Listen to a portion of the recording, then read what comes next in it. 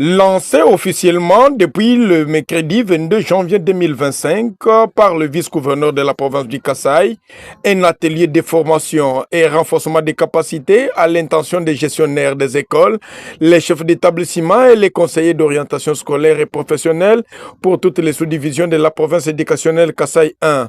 Satisfaite du déroulement, la représentante du ministre d'État de l'Éducation nationale et nouvelle citoyenneté dans la province du Kasaï, Madame le prophète de Virginie Alain Mbilinga de Kasaï 1 précise.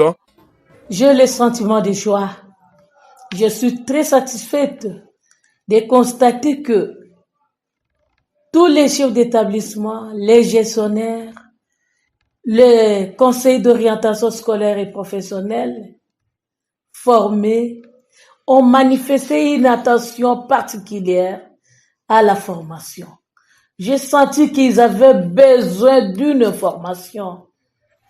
La prochaine étape, nous allons descendre dans des sous-divisions rurales. Et je profite de l'occasion, messieurs les journalistes, pour remercier tous les sous-prophètes, mes collaborateurs directs et les chefs d'établissement pour l'intérêt qu'ils ont apporté. Je les remercie très sincèrement. C'est le même sentiment pour l'inspecteur provincial principal, M. Willing Koilusang, qui insiste sur la mise en œuvre de toutes les matières par le participant. Que nous avons fait un travail qui était attendu des chefs d'établissement. Cela nous réjouit et nous donne des sentiments de satisfaction par rapport au travail abattu.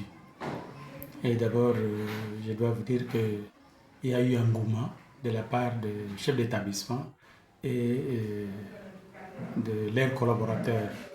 Nous entendons par là les conseillers pédagogiques qui les ont accompagnés, les directeurs des études et les conseillers d'OSP. Ils ont été à la réunion ou via la réunion de formation que nous avons eu à animer. Oui, par rapport à cela, nous recommandons aux chefs d'établissement de pouvoir les mettre en pratique, de mettre en pratique les acquis de la formation et les conseils pratiques que nous avons formulés à leur intention. Précisons que pour la première phase, les sous-divisions de Chikapa 1 et 2, Kanzala et Kabambay, ont été les premières sélectionnées et a connu la présence de la délégation nationale représentée par les coordonnateurs Jean-Jacques Kaniki.